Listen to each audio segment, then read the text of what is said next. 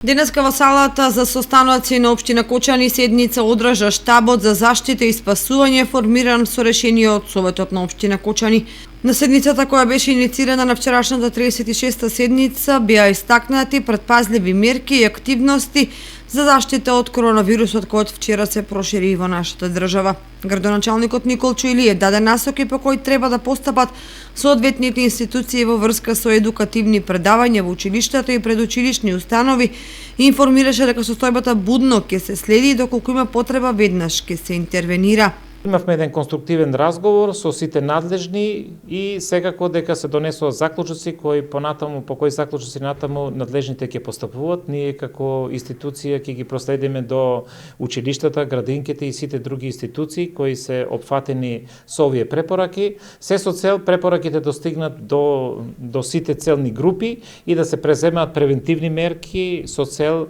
да спречиме евентуална инфекција со коронавирусот кој навистина е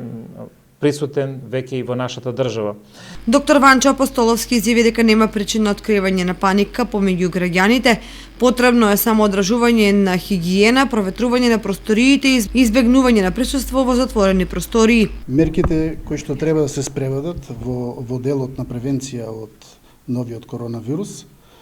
бидејќи коронавирусот и претходно постои, се во два дела. Едниот дел е во превенција кај младата популација, односно кај учениците, кај што треба да се одржат часови по одржување и едукација за лична хигиена, кој што е најважна во целата оваа ситуација, заради тоа што начинот на пренесување е преку аерокапков, значи преку секрети кои што се изфрлат директно во воздухот и кои што остануваат на површините кои што потоа со допир може да се внесат во организмот и да предизвикат инфекција. И втората е да се советуваат постарите пациенти да не одат во амбулантите без потреба, заради тоа што тие се најподложни на инфекцијата и највише страдат во целата оваа ситуација, додека за малите деца кои што се во градинките е апсолутно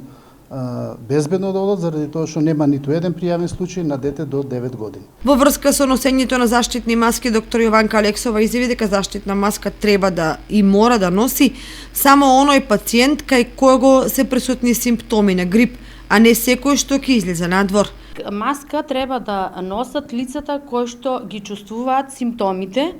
значи болните луѓе, како и за сите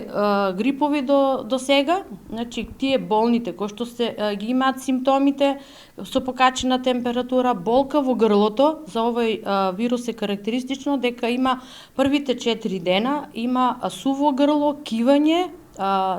солзење на очите, високата температура се јавува тек после третиот, четвртиот ден, такви се за сега опишани симптомите на овој вирус. Покрај овие заклучоци, членовите на штабот за заштита и спасување апелираа до сите оние кои што во периодот биле на патување во Италија или се враќаат од Италија да се пријават на телефонскиот број кој објавен на страната на Министерството за здравство и да бидат 14 дена во домашни услови и да избегнуваат контакт со други лица. Во градинките и училиштата да се направи дополнителна дезинфекција и дезинсекција на сите простории и секако да се почитуваат препораките од Светската здравствена установа. Во нашата држава досега е регистриран само еден случај на лице заболено од коронавирус.